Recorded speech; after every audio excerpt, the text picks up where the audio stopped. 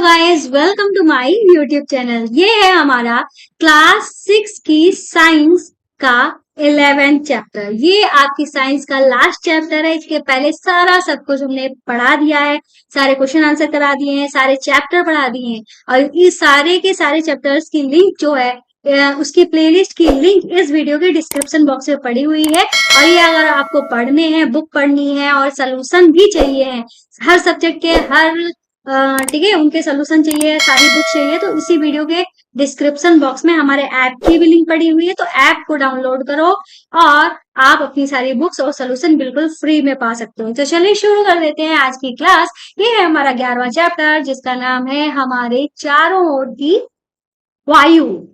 ठीक है, तो इन्होंने कहा है अध्याय 6 में हमने यह सीखा है कि सभी जीवों को वायु की आवश्यकता होती है। तो सभी जीवों को किसकी आवश्यकता होती है? कोई भी जीव हो जो जीवित है, सांस लेता है, उसको वायु की आवश्यकता होती है। लेकिन क्या आपने कभी वायु को देखा है?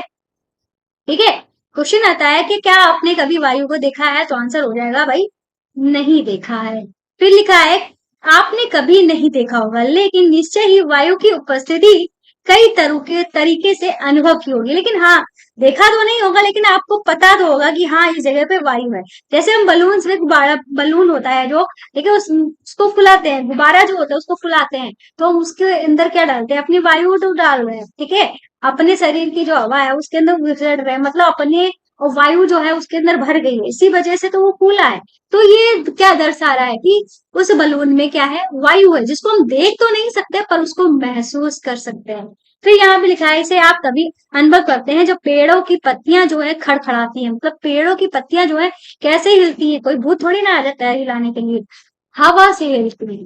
ठीक है, फिर यह कपड़े सुखाने वाले तार पर कपड़े जो होते हैं वो धीरे धीरे हिलते हैं और सूखते हैं। पंखे के चालू होने पर खुली पुस्तक के पृष्ठ जो होते हैं अपने आप पलटने लगते हैं, आवाज करने लगते हैं। वायु के बहने के कारण ही आपकी पतंग का उड़ना संभव हो पाता है। जब कहते हैं ना बढ़िया हवा चलेगी तो पतंग भी बढ़िया उड़ेगी, तो मतलब क्यों? क्योंकि वहां पे वायु है। क्या आपको अध्याय 3 का क्रियाकलाप 3 याद है, जिसमें आपने रेत के बुरादे को निष्पापन द्वारा अलग किया था? निष्पापन द्वारा हम अलग कैसे कर रहे थे? हम क्या कर रहे थे, हमारे पास जैसे कि हमने गेहूं काटा, गेहूं क्या हमें भूसा भी है उसमें और गेहूं के दाने भी है। हम चाहते हैं भाई अलग करते हैं, हम अलग अलग एक एक करके थोड़ी ना बीनेंगे। हम किसी ऊंचाई पे खड़े हो जाएंगे जहां पे थोड़ी सी हवा चल रही होगी और उसको किसी सूप ऊप से नीचे हल्के से गिराएंगे। तो हवा के कारण जो हल्के कण, जैसे भूसा वूसा जो है वो दूर गिरेगा जाके, और जो अनाज है वो भारी होता है थोड़ा, वो हमारे पास में गिरेगा जाके। इस विधि को हम निष्पावन विधि कहते हैं। और ये विधि हमने चैप्टर 3 में पढ़ी थी, जिसमें हमारा भूसा और हमारा जो अनाज था वो अलग हो रहा था। तो ठीक है, आप लोग समझ गए निष्पावन क्या होता है। अगर आपने मुझसे पढ़ा होगा तो आप पक्का नहीं भूलोगे। ऐसे ऐसे एग्जाम्पल देकर आपको समझाया था हमने। ठीक है, यहाँ पे लिखा है निष्पावन की प्रक्रिया बहती वायु में अधिक प्रभावित होती है। मतलब जहाँ पे अच्छी हवा चलती है ना, वहां पे ये अधिक प्रभावी होती है। आपने ध्यान दिया होगा कि तूफानों के समय वायु बहुत तेज चलती है। कभी कभी तो यह पेड़ों को भी उखाड़ देती है और छतों के ऊपरी हिस्सों को भी उखाड़ कर ले जाती है। टाइफून, क्या बोलते हैं, टाइफून का नाम सुना होगा आपने, कितना भयंकर बवंडर आता है। ठीक है, टार्नेडो का नाम सुना होगा। ठीक है, ये तो हवा के ही गोले होते हैं भयंकर वाले। फिर यहाँ पे लिखा है क्या आप कभी फिरकी से खेले हैं? तो इस तरीके की फिरकी जो होगी कहीं ना कभी आपने खेली होगी। ये थोड़ी सी भी इसमें हवा लगी, कागज से बनाई जाती है, थोड़ी सी भी इसमें हवा लगती है, अपने आप गोल गोल घूमने लगती है। अगर कलर्ड कागज लगे हुए होते हैं, इतनी सुंदर लगती है देखने में। हमने तो बना बनाकर भी खेली है। यहाँ पे क्रियाकलाप 1 बताया गया है। ये कह रहे हैं कि फिरकी की डंडी को पकड़िए और उसे खुले क्षेत्र में विभिन्न दिशाओं में रखिए। इसे थोड़ा आगे पीछे करिए और देखिए क्या होता है। क्या फिरकी घूमती है? फिरकी को कौन घुमाता है? क्या इसे वायु नहीं घुमा रही है? तो भाई इसको वायु ही घुमा रही है। क्या आपने वास्तु सूचक को घूमते हुए देखा है? या उस दिशा में रुक जाता है जिस कि उस स्थान पर वायु चल रही होती है। तो वास्तु सूचक जो होता है उस दिशा में घूम जाता है जिस तरफ वायु चल रही होती है। तो ये क्या था? वास्तु सूचक। यहाँ पे लिखा है क्या वायु हमारे चारों ओर हर जगह उपस्थित होती है? तो ये कैसे पता करेंगे? तो हमें कैसे पता चलेगा कि हमारे चारों ओर जो होती है वो वायु उपस्थित होती है? यहाँ पे लिखा है अपनी मुट्ठी जो है वो बंद करें। मुट्ठी बंद करना है, इसके अंदर क्या है? कुछ नहीं। इसका पता लगाने के लिए निम्नलिखित क्रियाकलाप कीजिए। तो ये है हमारा क्रियाकलाप शुरू। यहाँ पे लिखा है कांच की खुली हुई खाली बोतल लीजिए। क्या यह वास्तव में बिल्कुल खाली है? इसके अंदर कुछ है। अब इसे उल्टा कीजिए। क्या अब चेक करना है कि इसके अंदर कुछ है। ठीक है, यहाँ पे हमने क्या ली थी, एक खुली हुई बोतल ली थी, हमें पता नहीं था इसके अंदर वायु है कि नहीं।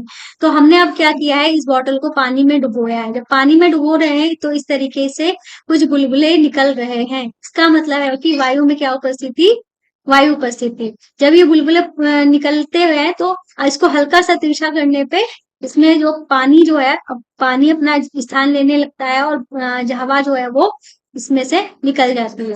यहाँ पे यही चीज यहाँ पे लिखी गई है। अब बोतल को खुले मुख से पानी से भरी बाल्टी में डुबाना है। बोतल को ध्यान से देखना है, क्या पानी बोतल के अंदर प्रवेश करती है। तो अभी तो नहीं प्रवेश करती, जब हम उसको थोड़ा सा तिरछा करेंगे तब पानी जो है बोतल में प्रवेश करने लगता है। आप बोतल में कुछ बुलबुले बाहर आते हुए देख रहे होते हैं। ये बुदबुदाहट सुनाई होती है, मतलब बुलबुले उठने की आवाज सुनाई देती है। क्या आप अनुमान लगा सकते हैं बोतल के अंदर क्या था? तो बोतल के अंदर जो बुलबुलों की आवाज आ रही थी वो वायु की आवाज थी। तो यहाँ पे लिखा, हाँ आप बिल्कुल सही हैं, यह वायु है जो बोतल में उपस्थित थी। बोतल पूरी तरह से किसी प्रकार खाली नहीं थी।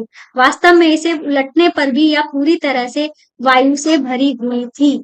इसलिए आप देखते हैं कि जब बोतल उल्टी स्थिति में थी, पानी बोतल में प्रवेश नहीं कर रहा था, क्योंकि वायु के निकलने के लिए कोई जगह ही नहीं थी। मतलब जब हमने इसको सीधा सीधा रखा था तो यहाँ पे तो वायु को निकलने के लिए कोई स्पेस ही नहीं था, क्योंकि पानी से ये इसका पृष्ठ जो है वो बंद हो गया था। जब हम इसको हल्का सा तिरछा करते हैं तो पानी की जगह बनने लगती है, पानी अंदर जाने लगता है और बुलबुले जो हवा है वो बाहर जो है वो निकलने लगती है। तो यही बात यहाँ पे लिखी है, जब बोतल को तिरछा करते हैं तो बुलबुलों के रूप में बाहर आती है और वायु के निकलने से खाली हुए भाग में पानी भर जाता है। यह क्रियाकलाप दर्शाता है कि वायु स्थान घेरती है या बोतल के पूरे स्थान में भर जाती है, या बोतल के पूरे स्थान में भर जाती है, या हमारे चारों ओर उपस्थित है। वायु का कोई रंग नहीं होता है, वायु का कोई रंग नहीं होता है, हम इसके आर पार देख सकते हैं। तो वायु का कोई रंग नहीं होता है, इसके आर पार हम देख सकते हैं। हमारी पृथ्वी वायु की एक पतली परत से घिरी हुई है। तो हमारी पृथ्वी किससे घिरी हुई है? हमारी पृथ्वी वायु की एक परत से घिरी हुई है। इस परत का विस्तार पृथ्वी की सतह से कई किलोमीटर ऊपर तक है। तो ये परत जो है, पतली का मतलब ये नहीं कि कुछ ही सेंटीमीटर या कुछ ही मीटर की हो। यहाँ पे वायु का जो विस्तार है, मतलब वायु की जो लेयर है वो कुछ किलोमीटर तक है। इसे ही हम क्या कहते हैं, वायुमंडल कहते हैं। क्या कहते हैं? वायुमंडल कहते हैं। आगे चलते हैं, यहाँ पे आप देख रहे हो, यहाँ पे लिखा है पर्वतारोही अपने साथ ऑक्सीजन का सिलेंडर ले जा रहा है। पर्वतारोही का मतलब पहाड़ पे चढ़ने वाला, उसको हम क्या कहते हैं, पर्वतारोही। तो यहाँ पे लिखा है, जैसे जैसे हम वायुमंडल में पृथ्वी के तल से ऊपर की ओर जाते हैं, वायु विरल होती जाती है। क्या आप इस पर विचार कर सकते हैं कि पर्वतारोही ऊंचे पर्वतों पर चढ़ते समय ऑक्सीजन का सिलेंडर अपने साथ क्यों ले जाते हैं? तो हम जितना ऊपर चढ़ते जाते हैं उतनी ही ऑक्सीजन की कमी होती जाती है। तो ऑक्सीजन की कमी को पूरा करने के लिए ही हम क्या ले जाते हैं अपने साथ, ऑक्सीजन के सिलेंडर ले जाते हैं। फिर यहाँ पे लिखा है वायु किससे बनी होती है। तो यहाँ पे लिखा है कि 18वीं शताब्दी तक लोग सोचते थे कि वायु केवल एक ही पदार्थ है।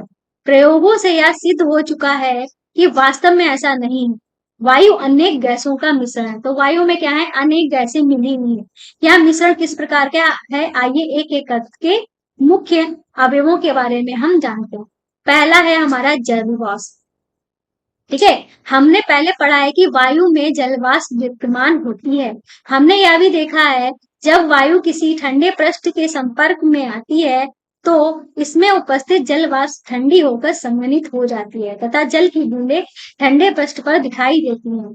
प्रकृति में जल चक्र के लिए वायु में जल वाष्प की उपस्थिति होना अनिवार्य है। जल वाष्प का मतलब क्या होता है, जब किसी बर्तन में हम पानी गर्म करते हैं और उस बर्तन को हम ढक देते हैं, तो उस बर्तन के उस प्लेट के ऊपर कुछ पानी की बूंदे नजर आती हैं, तो वही हमारी जल वाष्प होती है।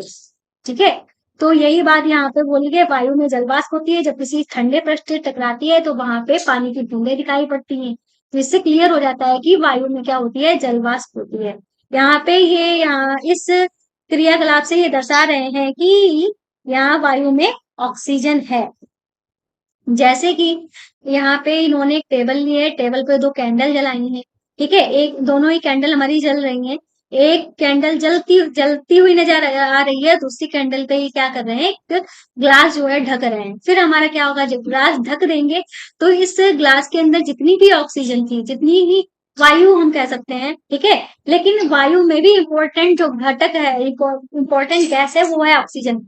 जब तक ऑक्सीजन रहेगी तब तक ये जलेगी, जब हमारे वहां इसके अंदर से वायु खत्म या कह लो ऑक्सीजन खत्म, तो ये जलना बंद हो जाएगी। ठीक है, यहाँ पे ऑक्सीजन के बारे में बोला गया है। ये क्रियाकलाप तो हमने आपको समझा दिया, लेकिन पढ़ लेते हैं। अपने शिक्षक की उपस्थिति में एक समान लंबाई की दो मोमबत्तियां मेज पर जलाएं, उन्हें जला लें। इनमें से एक मोमबत्ती पर कांच का एक गिलास उल्टा करके रख दें। दोनों मोमबत्तियों को ध्यान से देखें। क्या दोनों मोमबत्तियां लगातार जलती रहती हैं या बुझ जाती हैं? आप देखेंगे कि जो मोमबत्ती गिलास से ढकी है वह कुछ देर बाद बुझ जाती है, जबकि दूसरी मोमबत्ती जो है वो जलती रहती है। इसका क्या कारण हो सकता है? तो कारण हमने आपको बता दिया है, उसके अंदर की ऑक्सीजन खत्म हो गई है, इसलिए वो बुझना बुझ गई है। और दूसरी वाली को ऑक्सीजन लगातार मिलती रहती है, इसलिए वो जलती रहती है। फिर आगे चलते हैं। आगे हमारा लिखा हुआ है कि ऐसा प्रतीत होता है कि गिलास से ढकी मोमबत्ती इसलिए बुझ जाती है क्योंकि वायु का वह घटक जो मोमबत्ती के जलने में सहायक होता है वह सीमित है, और मोमबत्ती जलने से कुछ देर बाद समाप्त हो जाता है। जबकि दूसरी मोमबत्ती को लगातार वायु मिलती रहती है। मतलब वायु का वह घटक जो जलने में सहायक है वह ऑक्सीजन कहलाता है। ठीक है, समझ गए ना कौन सी चीज होनी चाहिए, किस आग जलने के लिए कौन सी चीज आवश्यक है? तो आग जलने के लिए ऑक्सीजन गैस जो है वो ऑक्सीजन आवश्यक है। ठीक है, फिर नेक्स्ट जो है वो है हमारा नाइट्रोजन। मोमबत्ती के बुझने के बाद भी क्या आपने यह देखा है कि वायु का एक बड़ा भाग अब भी गिलास में शेष रह जाता है। यह सूचित करता है कि यह सूचित करता है कि वायु के कुछ अवयव जलने में सहायक नहीं होते हैं।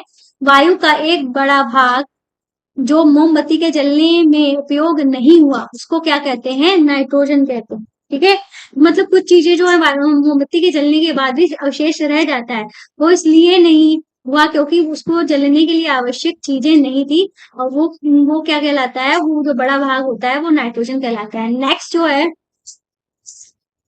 वो है हमारा कार्बन डाइऑक्साइड। एक बंद कमरे में जब कोई पदार्थ जल रहा होता है तो शायद आपने घुटन महसूस की होगी। यह घुटन कमरे में कार्बन डाइऑक्साइड की अधिक मात्रा एकत्र होने के कारण जो लगातार किसी वस्तु के जलने के कारण बनती है। हमारे चारों ओर की वायु का एक छोटा अवयव कार्बन डाइऑक्साइड होता है। यह सलाह दी जाती है कि फसलों के अवशेष व सूखी पत्तियों को नहीं जलाना चाहिए क्योंकि इससे वायु प्रदूषित होती है।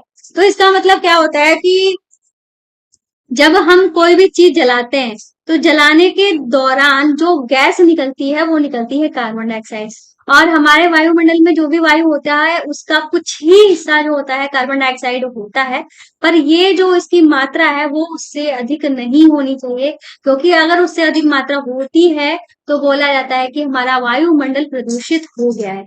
और जब हम किसी बंद कमरे में कोई चीज जलाते हैं, ठीक है, या कह लो कि अंगीठी वगैरह जल रही है, हम सर्दियों में क्या करते हैं, अंगीठी वगैरह जला लेते हैं और सो जाते हैं कमरे बंद करके। और क्या होता है कि उस अंगीठी के जलने से उस रूम में इतनी ज्यादा कार्बन डाइऑक्साइड पैदा हो जाती है कि वो हमारे लिए इतनी ज्यादा नुकसानदेह होती है कि हम मतलब घुटन पैदा हो जाती है। उस घुटन से क्या होता है, इंसान कभी कभी मर भी जाता है। तो कार्बन डाइऑक्साइड जो होती है एक घातक गैस है, और कार्बन डाइऑक्साइड जो होती है जो हम अपनी श्वसन क्रिया करते हैं उसमें जो हमारे सांस हम सांस लेने में लेते हैं ऑक्सीजन, और सांस निकालने कौन सी गैस निकालते हैं? कार्बन डाइऑक्साइड निकालते हैं। तो भाई सीधी सी बात है। तो आपको ज्यादा ही प्रदूषण नहीं, मतलब सूखी पत्तियां जो होती हैं और भी चीजें जो होती हैं, लोग क्या करते हैं फसल को जल्दी तैयार करने के लिए क्या करते हैं, अगली फसल उगाने के लिए जो भी उसमें भूसा वूसा होता है उसको काटते नहीं है, पूरी उतना खेती जला देते हैं। उस खेत को जलाने से बहुत ही ज्यादा कार्बन डाइऑक्साइड पैदा होती है, तो ऐसा नहीं करना चाहिए। ठीक है, समझ गए चीजों को। अब हम देखते हैं धूल और धुआं। वायु में धूल और धुआं भी होता है। ईंधन तथा पदार्थों के जलने से धुआं भी उत्पन्न होता है। धुएं में कुछ गैसें एवं सूक्ष्म धूल कण होते हैं जो प्रायः हानिकारक होते हैं। इस कारण आप कारखानों में लंबी चिमनियां देखते हैं। ठीक है, तो लंबी चिमनियां क्यों देखते हैं कि ताकि धूल के कण हमारे वायुमंडल, मतलब नीचे वाली जो परत है उसमें ना जाकर थोड़ा ऊपर जाए। ठीक है, ऊपर जाते जाते वो उड़ जाए। ठीक है, ये चिमनियां हानिकारक धुएं तथा गैसों को हमारी नाक से तो दूर ले जाती हैं, लेकिन हमारे आकाश में उड़ते हुए पक्षियों को बिल्कुल नजदीक ले आती हैं।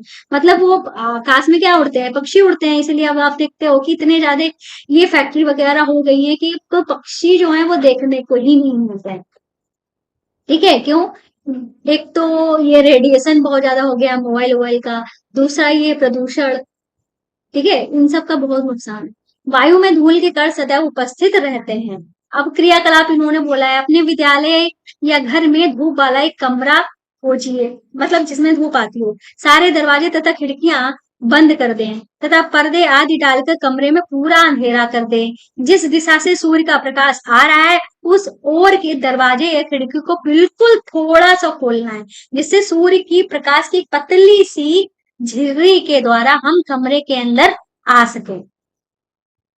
हम नहीं, मतलब सूर्य का प्रकाश जो है पतली सी क्या बोलते हैं, पतली सी झिर्री के द्वारा जो है वो सूर्य का प्रकाश जो है अंदर आ सके। अंदर आती हुई सूर्य की किरणों को जब हम सावधानी पूर्वक देखते हैं, मतलब आपने ये देखा होगा कहीं ना कहीं, जब सूर्य की किरणों को हम इस तरीके से देखते हैं तो उसमें छोटे छोटे धूल के कण जो होते हैं वो आपको नजर में आते हुए आते दिखेंगे, जो कि आपको देखने में भी बहुत मजा आता है। वो उड़ते रहते हैं। ठीक है, इस तरीके से आप यहाँ पे क्रियाकलाप देख सकते हो। दरवाजे में छेद है, वहां से धूप आ रही है, तो इसको हम ध्यान से देखते हैं तो हमको धूल के कण दिखाई देते हैं। फिर नेक्स्ट है हमारा क्या, आप यह देखते हैं कि सूर्य की किरणों में कुछ छोटे छोटे चमकीले कण तेजी से घूम रहे होते हैं, मतलब नाच रहे होते हैं। ठीक है, ये कण क्या होते हैं, यही कण हमारे धूल के कण होते हैं। फिर अत्यधिक सर्दियों में आपने पेड़ की पत्तियों से छनकर आते हुए सूर्य के प्रकाश किरण पुंज को देखा होगा, जिसमें धूल कण नृत्य करते हुए प्रतीत होते हैं। मतलब क्या है, अत्यधिक सर्दियों में आपने पेड़ की पत्तियों से छनकर आते हुए पेड़ की पत्तियों से छनकर आते हुए सूर्य के प्रकाश किरण पुंज को देखा होगा, उसमें भी सेम यही होता है। यह दर्शाता है कि वायु में धूल के कण भी होते हैं। जो वायु में धूल के कण समय तथा स्थान को घेरती है, मतलब जो धूल के कण होते हैं वो हमारे किसको स्थान को घेरती है, समय। कण जो होते हैं समय और स्थान के साथ बदलते रहते हैं, मतलब ऐसा नहीं है कि वो एक स्थिर है। इनके कहने का मतलब ये है, ये जो धूल के कण हैं वायु में, वो ऐसा नहीं है स्थिर है, यहाँ पे है तो यहीं पे रहेंगे, वो घूमते रहते हैं, नाचते रहते हैं। इस समय यहाँ है, उस समय वहां है। ठीक है, समझ रहे हैं? तो यहाँ पे लिखा है, जब हम नाक से सांस लेते हैं तो हम वायु अंदर लेते हैं। धूल के कणों को श्वसन तंत्र में जाने से रोकने के लिए हमारी नाक में क्या होते हैं, छोटे छोटे बाल बाल होते हैं तथा श्लेष्मा उपस्थित होता है। ठीक है, तो क्या होता है भाई, ये धूल हम जब सांस लेते हैं तो धूल वायु में क्या है, धूल है। अब हमारी नाक में धूल ना जाए इसलिए ही भगवान ने क्या किया, हमारी नाक में छोटे छोटे बाल बनाए हैं, जिससे धूल के कण जो होते हैं वो धूल के कण जो होते हैं वो क्या हो जाते हैं, अंदर नहीं जाते हैं। ठीक है, और हमारा नाक में श्लेष्मा भी होता है, जिससे वो धूल के कण बाहर ही रहते हैं, हमारी बॉडी में इंटर नहीं करते हैं। फिर लिखे हैं यहाँ पे, क्या आप उस पल को याद कर सकते हैं जब आपके अभिभावक ने आपको मुंह से सांस लेने के लिए डांटा? जैसे मेरा बेटा है जो ना मुंह से सांस लेता है, इसीलिए मुंह से सांस नहीं लेनी चाहिए। ठीक है, तो मुंह से सांस लेने के लिए डांटा हो, क्योंकि मुंह से सांस लेते हैं, यहाँ पे कोई फिल्टर तो लगा नहीं है। ठीक है, तो वो धूल के कण हमारी वायु में, मतलब हमारे फेफड़ों में जाते हैं और फेफड़ों में वो धूल के कण जो होते हैं इकट्ठा हो जाते हैं। ठीक है, इसीलिए सांस जो है वो सांस लेने के लिए भगवान ने क्या बनाई है, नाक बनाई है, ना कि मुंह बनाया है। ठीक है, तो नाक से ही हमें सांस लेनी चाहिए। अगर आप मुंह से सांस लेंगे तो हानिकारक धूल के कण आपके शरीर में प्रवेश करेंगे। इसे निष्कर्ष निकालते हैं कि वायु में कुछ गैसें जल वाष्प तथा धूल के कण विद्यमान होते हैं। वायु में मुख्यतः नाइट्रोजन, ऑक्सीजन, थोड़ी मात्रा में कार्बन डाइऑक्साइड तथा इससे भी कम मात्रा में अन्य गैसें भी होती हैं जो कि इनका मिश्रण होता है। तथापि वायु की संरचना में स्थानीय भिन्नता हो सकती है। हम देखते हैं कि वायु में नाइट्रोजन तथा ऑक्सीजन की मात्रा जो होती है बहुत अधिक होती है। वास्तव में ये दोनों गैसें मिलकर 99% भाग होती बनाती हैं। शेष 1% में कार्बन डाइऑक्साइड और कुछ गैसें तथा जल वाष्प होती हैं। ये पॉइंट जो है बहुत ही ज्यादा इंपॉर्टेंट है, तो देख लो भाई। ये जो है नाइट्रोजन और ऑक्सीजन मिलकर कितना परसेंटेज बनाते हैं? 99%। कैसे? नाइट्रोजन होती है 78% और ये होती है हमारी 21%। ठीक है, तो ये तो हो गया 99%। बचे हुए भाग में हमारा क्या होता है? बाकी अदर गैसेस। बाकी अदर गैसेस में सबसे ज्यादा जो मात्रा होती है वो होती है कार्बन डाइऑक्साइड की। ठीक है, तो भाई समझे वो जो जब हम मुंह से सांस लेते हैं तो हमारे जो धूल के कण होते हैं वायु में वो हमारे बॉडी में चले जाते हैं। जो हमारी बॉडी में चले जाते हैं ना, तो वो हम सांस लेते हैं, सांस कहाँ जाती है? फेफड़ों में जाती है। और फेफड़ों में जाएगी मतलब धूल के कण भी फेफड़ों में जाएंगे। तो धूल के कण हमारे फेफड़ों में इकट्ठा हो जाएंगे क्योंकि वहां पे तो कोई फिल्टर नहीं है। और फिल्टर कहाँ है? हमारी नाक में भगवान ने लगाया है। तो क्या, ताकि धूल के कण जो है वो फंसे बाहर ही, अंदर ही ना जाए, नाक में ही रह जाए, नाक से बाहर ही अंदर ही ना जाए। ठीक है, नाक के बाद श्लेष्मा होता है। तो अब मुंह से सांस मत लिया करो। अब तुम्हारा मुंह खुला नहीं होना चाहिए। ठीक है,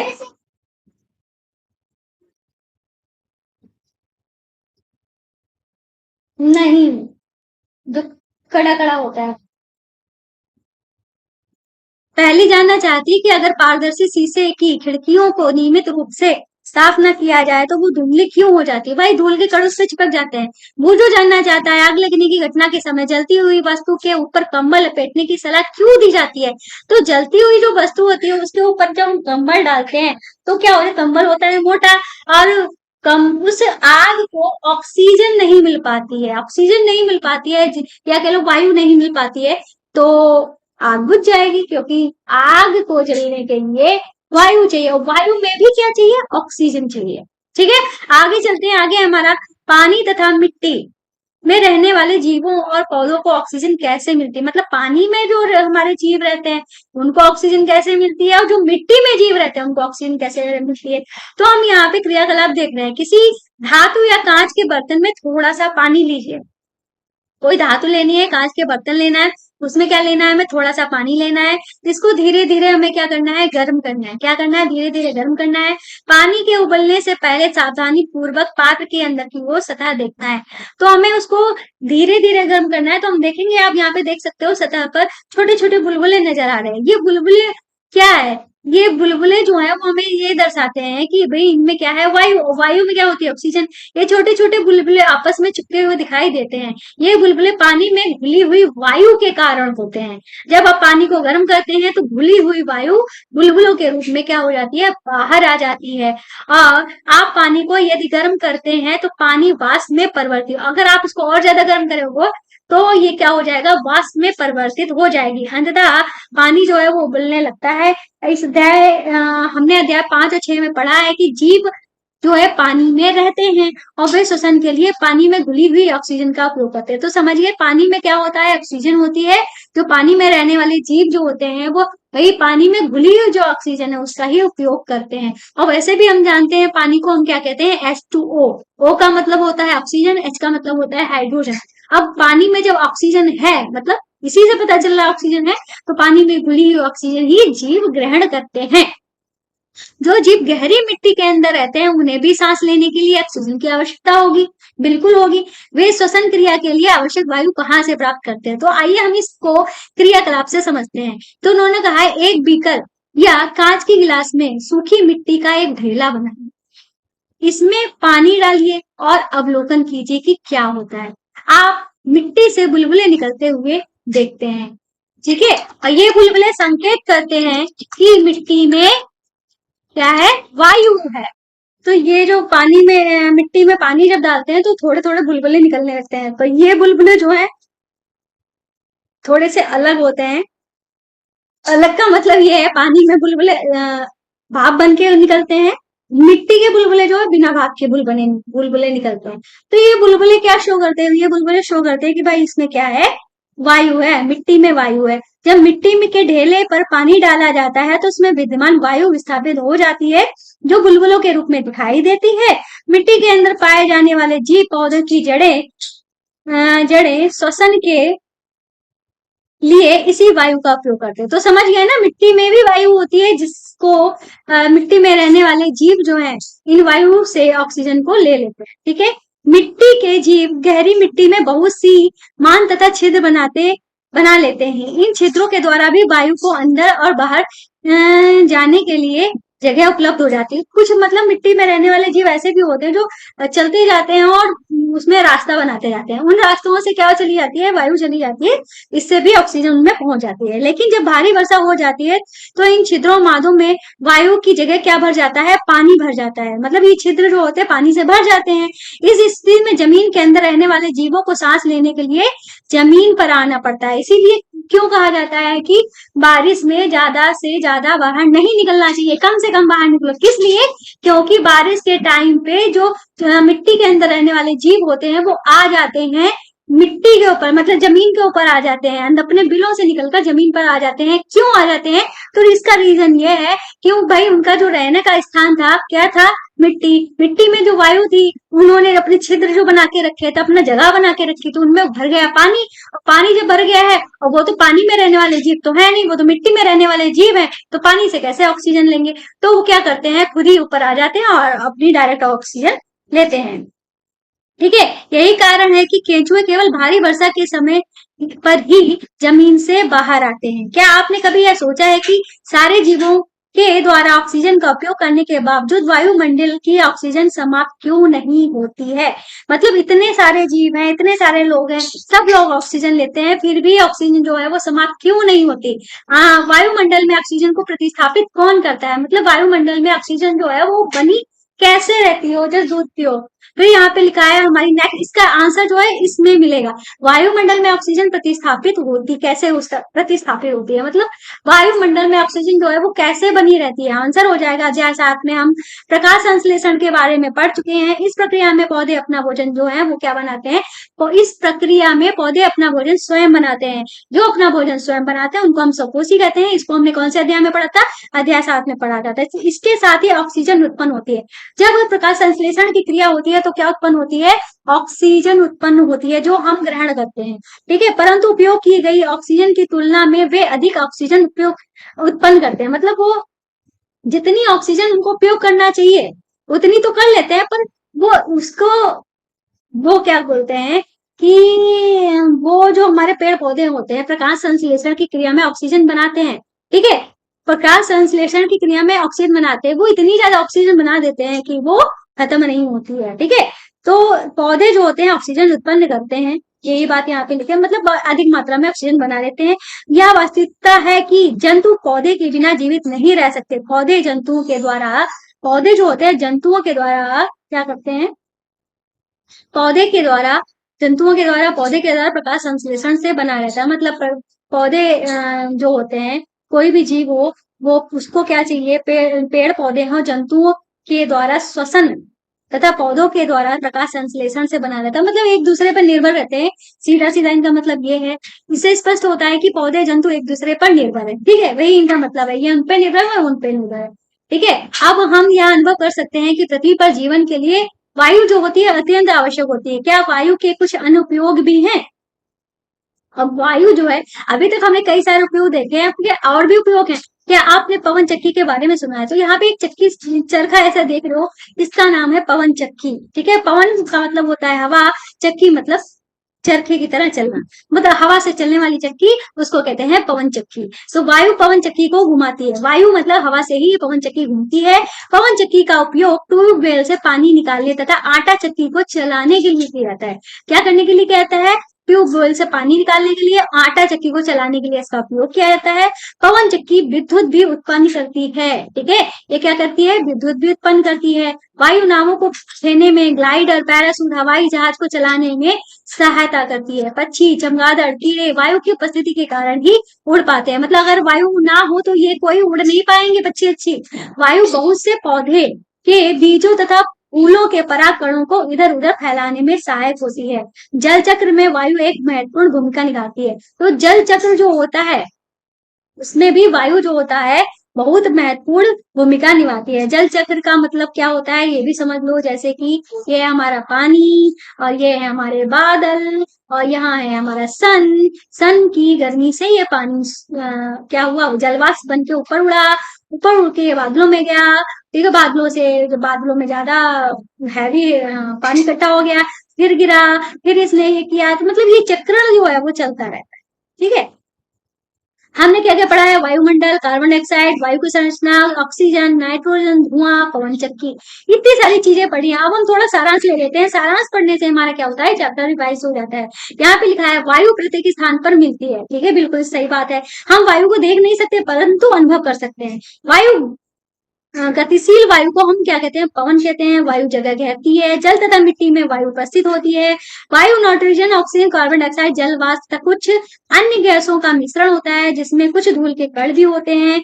ऑक्सीजन जलन में सहायक होती है और श्वसन के लिए आवश्यक। ज्वलन में सहायक मतलब जलने में सहायक होती है और श्वसन के लिए भी आवश्यक है। वायु की वह परत जो पृथ्वी को घेरे हुए हो उसको क्या कहते हैं, वायुमंडल कहते हैं। पृथ्वी पर जीवन के लिए वायुमंडल आवश्यक है। ठीक है, जलीय प्राणी श्वसन के लिए जल में घुली हुई वायु का उपयोग करते हैं। वायु से ऑक्सीजन तथा कार्बन डाइऑक्साइड के आदान प्रदान के लिए पौधे तथा जंतु जो होते हैं एक दूसरे पर निर्भर करते हैं। पौधे क्या करते हैं, ये निर्भर कैसे करते हैं, हो सकता है ये पॉइंट आपको ना समझ में आया हो क्योंकि मैंने इसको समझाया नहीं, क्योंकि मुझे लगा आपको पता होगा, लेकिन मुझे मेरी अंदर आत्मा कह रही है कि आपको समझाऊं। क्या कह रही है मेरी अंदर आत्मा, कह रही है कि बताओ भाई ये पौधे और जंतु एक दूसरे पर निर्भर कैसे हैं। भाई पौधे क्या करते हैं, कार्बन डाइऑक्साइड लेते हैं, ऑक्सीजन छोड़ते हैं। हम क्या करते हैं, हम करते हैं ऑक्सीजन लेते हैं, कार्बन डाइऑक्साइड छोड़ते हैं। तो हमको जो चाहिए वो उनको मिल रहा है, उनको जो चाहिए वो हम दे रहे हैं। ठीक है, तो एक दूसरे पर निर्भर हुए। अब है हमारी एक्सरसाइज। ठीक है, जिसके सारे क्वेश्चन हम नेक्स्ट क्लास में कराएंगे। क्लास पसंद आई हो तो चैनल को सब्सक्राइब करना, वीडियो को लाइक करना, हमारे ऐप को प्ले स्टोर से डाउनलोड करना मत भूलिएगा। तो मिलते हैं नेक्स्ट वीडियो में, बाय बाय।